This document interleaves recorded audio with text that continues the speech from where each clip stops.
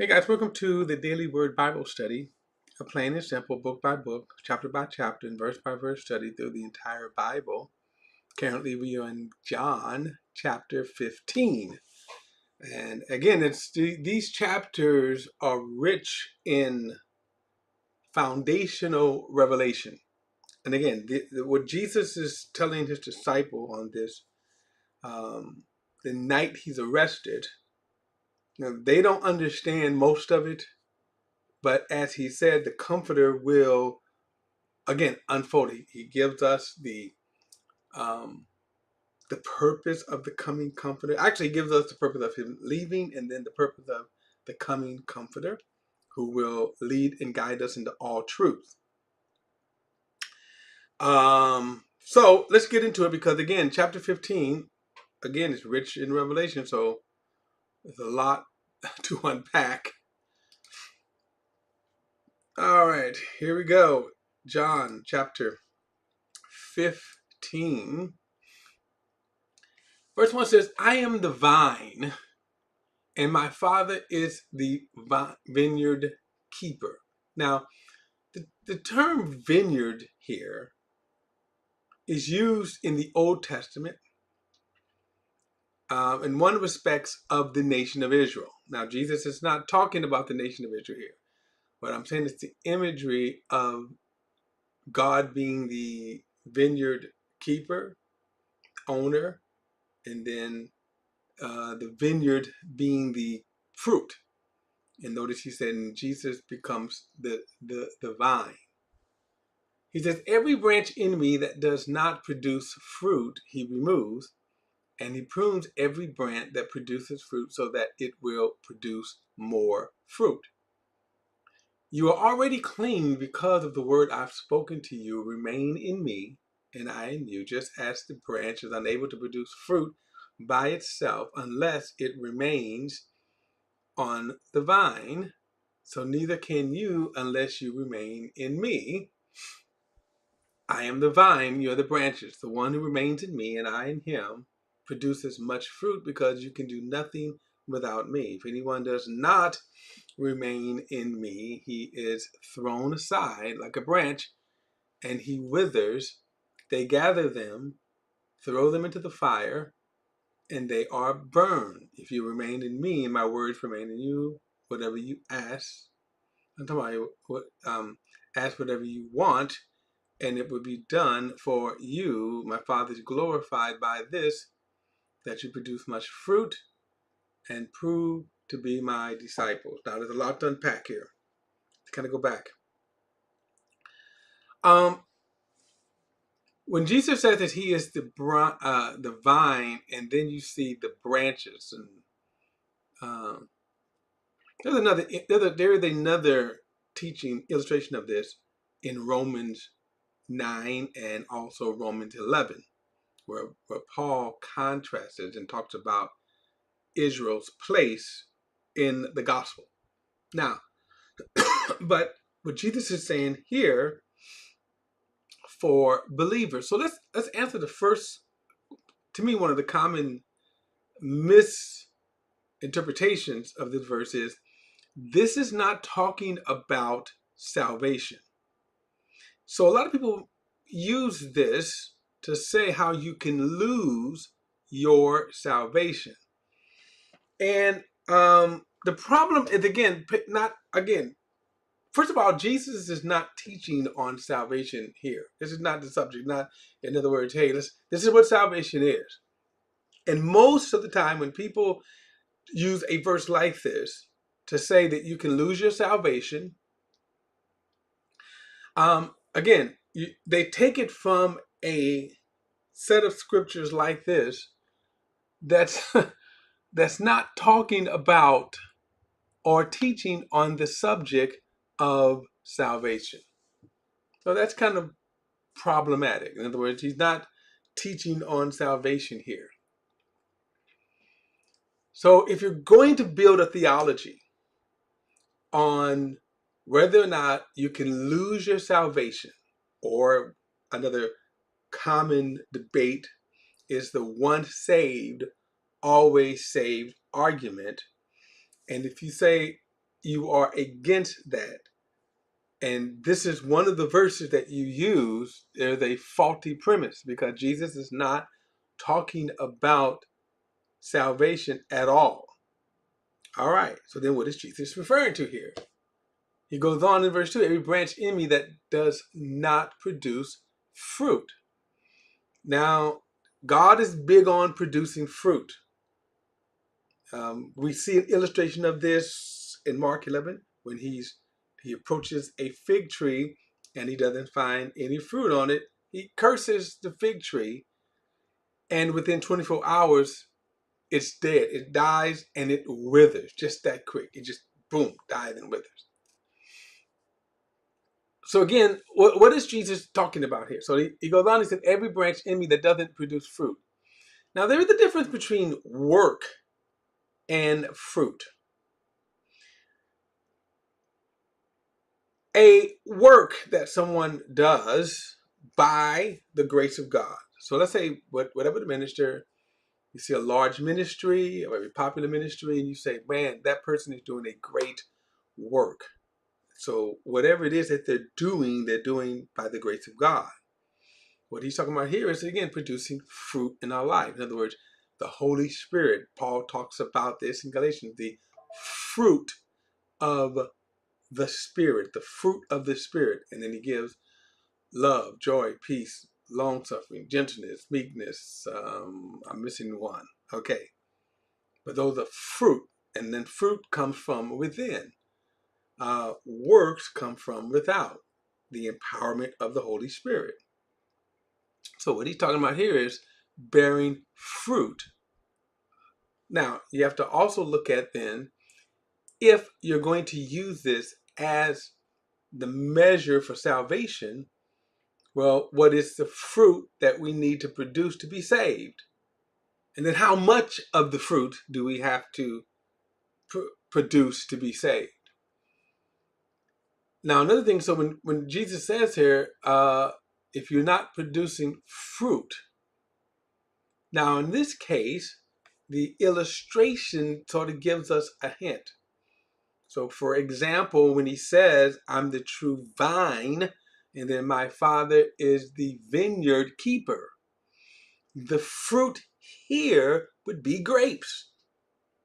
In other words, if you're not, okay, so in the illustration, if you're not producing grapes. So in that illustration, then because of the vineyard, you are expected to produce grapes. So that's the illustration here. So when he says fruit, that's what he's talking about. He says, every branch in me that does not produce fruit or grapes, he removes. And he prunes every branch that produces fruit so that it will produce more fruit. So understand again the imagery here. Now, back in Matthew chapter 5, and actually you can say 5, 6, 7, what's typically known as the Sermon on the Mount, and then you have the Beatitudes. And Jesus talks about you're being the light of the world. And then he says, in fact, let's go there. And let's bring this into, all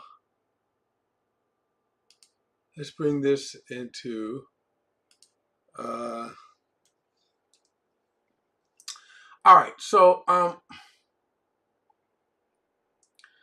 let me start with verse 1. And seeing the multitude, they went up to the mountain, and when he was seated, his disciples came to him. Then he opened his mouth and taught them, saying, blessed are the poor in spirit, for theirs is the kingdom of heaven. Blessed are those who mourn, for they shall be comforted. Blessed are the meek, for they shall inherit the earth. Blessed are those who hunger and thirst for righteousness, for they shall be filled. Blessed are the merciful, for they shall obtain mercy. Blessed are the pure in heart, for they shall see God. Blessed are the peacemakers, for they shall be called sons of God. Now, this is, when people talk about the Beatitudes, okay, I'm not going to squabble over that, but these are qualities. I'm going to also say this, these are fruits. what we should be bearing. This is what people ought to be seeing in us. So then he says, blessed are those, verse 10, blessed are those who are persecuted for righteousness' sake, for theirs is the kingdom of God. Blessed are you when they revile and persecute you and say all kinds of evil against you falsely for my sake. Rejoice and be exceedingly glad, for great is your reward in heaven, for so they persecuted the prophets who were before you. And this is what I wanted to focus on, verse 13. You are the salt of the earth, but if the salt has lost its flavor, how shall it be seasoned? It is then good for nothing, now get this, but to be thrown out and be trampled underfoot by men. Now, of course, talking about the salt. He says, you are the light of the world. A city set on a hill cannot be hidden, nor do they light a lamp or put it under a basket, but on a lampstand, and to give light to those who are in the house. Let your light shine before men, so that they may see your good works and glorify your Father in heaven. Now, what is the purpose here? The idea is that we are put on this earth here for a purpose. So that if you are not fulfilling that purpose, or in our context, bearing fruit, then there is no reason for you to be here. There's no purpose. That's what I said. If you're not being the salt, there's no reason for you to be here. Toss it out, and you're like, you're good for nothing. Now, here Jesus is saying, every branch in me that doesn't, verse 2 again, every branch in me that does not bear fruit, he removes. So if you're not bearing fruit, if you're not here, notice he said, he removes you. Now again, this is not talking about salvation. So this is not saying he's going to throw you into hell. You're not serving a purpose. In the illustration, a vine is supposed to be bearing grapes. If the vine is not bearing grapes, it has no purpose. So if you're just here living your best life, if you're here, and by the way, you see a lot of people doing this, right? Celebrities who kind of hang on to the ideology or some ideologies of Christianity. That's why when they get up and on these award shows, and they say, "Well, I just want to first thank God for my award." That's not bearing fruit. Now, I'm not even saying that whether you should or should not be in the business, Hollywood business. My point is that's not bearing fruit. And I say that because there are some who have the attitude that I'm down with God as long as God is doing what I want. So God just got me this great movie part. Yeah, I'm down with God. Of course, Jesus here this is strictly bearing fruit unto him. So he says, every branch in me that does not produce fruit, he removes. And he prunes every branch that produces fruit so that it will produce more fruit. So there's a constant bearing of fruit. Now, verse 3 says, you are already clean because of the word I've spoken to you.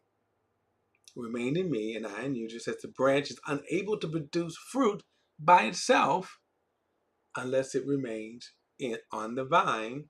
So neither can you unless you remain in me. Now, I usually use this as an illustration for salvation, being dead in sins, but I'm going to go to my plant here. Okay, this is a dead plant, okay? This is a dead plant, but for the illustration, let's say this is the vine, Jesus is the vine, and then the plant here would be the vineyard, God being the vineyard keeper, Jesus being the vine. And I don't know why every time I do this here, I can't find my thing here. I got to get another dead plant right here. Where is it? All right, here it is. Here it is. All right. Now, Jesus says he's the vine, and then he says, pretend this is a vineyard, okay? Pretend this is a vineyard. Jesus said, remain in him, right? And then you will bear fruit.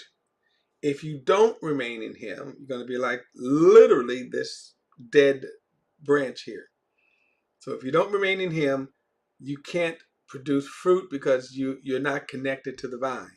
All right. All right. So let me try it too, because I always have to find it. Yeah, at some point I may have to give this up because this is dead. Alrighty. All right. So that's the illustration. So, alrighty.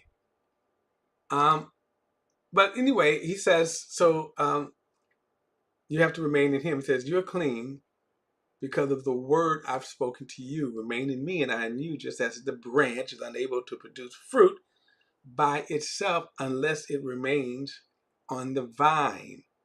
So neither can you unless you remain in me.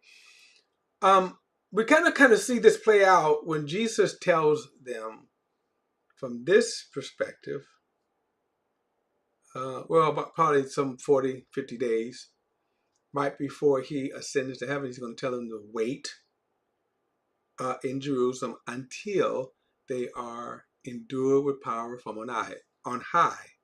So that's a good example of that. In fact, let me show that.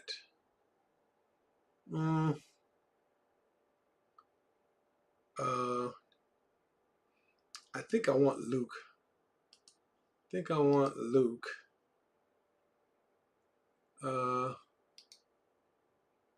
Luke. Here it is. Now here's Jesus. Just moments before he ascends into heaven. And this is what he tells the disciples. Here's their instruction. Behold, I send the promise of my Father upon you. Now we're talking about this. Remember in chapter 14, when Jesus says, I will send a counselor. He said, I send the promise of my Father upon you, but tarry in or wait in the city of Jerusalem until you are endued with power from on high. So the thing is, let's say if they disobeyed Jesus and went out and started preaching the gospel apart from him, they would not have had power and probably would have been disastrous. But they did wait. Okay, they did wait. Okay, so he says, verse 3 again, you are already clean because of the word I've spoken to you. And notice he says the word, so you are already clean. Now that's interesting here. All right, you are already clean because of the word I've spoken to you. He says, remain in me and I in you, just as the branch cannot, or the branch is unable to produce fruit by itself unless it remains on the vine, so neither can you unless you remain in me. This is I'm the vine and you're the branches. The one who remains in me and not the one who remains in me and I in him produces much fruit, because you can do nothing without me. If anyone does not remain in me, he is thrown aside like a branch and he withers. Now you saw my little illustration here. All of these are dead, but anyway, if you pluck it out, then it dies. So he says, if anyone does not remain in me, and he is thrown aside like a branch and he withers, they gather them and throw them into the fire and they are burned. Again, notice here, this is not talking about you being thrown in the fiery flames of hell. The illustration is what? You are good for nothing. So he says, if you don't remain in him. So the key is you have to remain in him. You cannot go outside. You cannot do work apart from Jesus. If anyone does not remain in me, he is thrown aside like a branch and withers. They gather them, throw them in the fire, and then they are burned. And I'm gonna pick this up with there, but so again, Jesus. I'll pick this up in the next study, but so what is he exhorting them and commanding them and warning them to stay in him? Now, as I said, if they had went out and started preaching,